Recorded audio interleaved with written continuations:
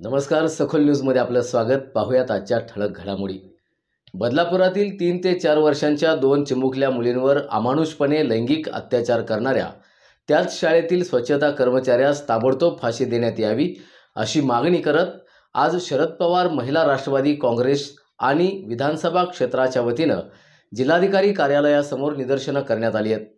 यावेळी महिला राष्ट्रवादीच्या शहर जिल्हाध्यक्ष संगीता हरगे, सांगली विधानसभा क्षेत्राध्यक्ष सचिन जगदाळे, ज्योती आदाटे, हरिदास पाटील, गॅब्रियल तिवडे, सुमुख पाटील, शीतल खाडे, अनिता पांगम, प्रियंका तुपलोंडे, उत्तम कांबळे, शुभम जाधव आदी मान्यवरांसह इतर पदाधिकारी आणि कार्यकर्ते उपस्थित होते।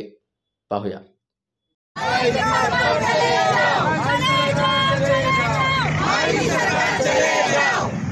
अरे यार सरकारचं करायचं काय?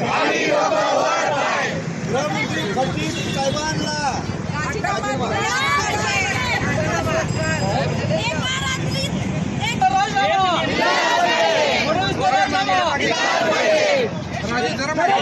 मतांचा जोगवा मिळावा म्हणून महिलांच्या खात्यावरती जमा करणारं महायुती सरकार बदलापूरमध्ये झालेला महिलांच्या वरती अत्याचार असेल, पुण्यामध्ये शाळेमध्ये विद्यार्थिनींच्यावर झालेला अत्याचार असेल आणि कालच अकोला जिल्ह्यामध्ये झालेला शिक्षकांच्याकडून विद्यार्थिनींच्यावरचा अत्याचार असेल, त्या सर्व अत्याचारावर महायुती सरकार नराधमांना पाठीशी घालण्याचं काम करत आहे।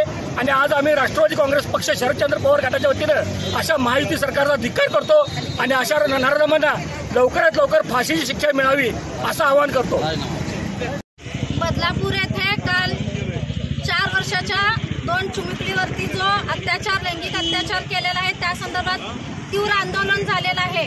पण हे आंदोलन करायची वेळ का आली याचा विचार करण्यात यावा।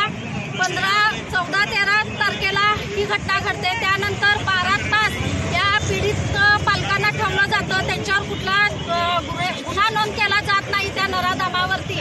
तर हे जे सत्ताधारी सरकार आहे, ह्या सरकारनं महिलांच्या सुरक्षेबद्दल काही राहिलेलं नाही, असंवेदनशील सरकार आहे। एक उपमुख्यमंत्री गुलाबी गाडू फिरतात, एक उपमुख्यमंत्री पक्ष फोडायच्या भानगडीत आहेत आणि मुख्यमंत्री स्वतःचं पोट कौतुक करायच्या नादात राहिलेले आहेत। महिलांच्या, चिमुकली मुलींच्या संरक्षणाबद्दल कोणतंही त्यांना देणं घेणं राहिलेलं नाही आणि प्रशासनावरती तर सरकारचं कोणतंही वचक राहिलेलं नाही।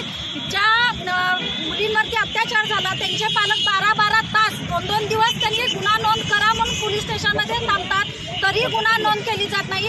नक्कीच त्याच्यावर वरदहस्त असल्याशिवाय पोलीस अधिकारी इतकी साढाळ करणार नाही। तर या सरकारचं करायचं काय?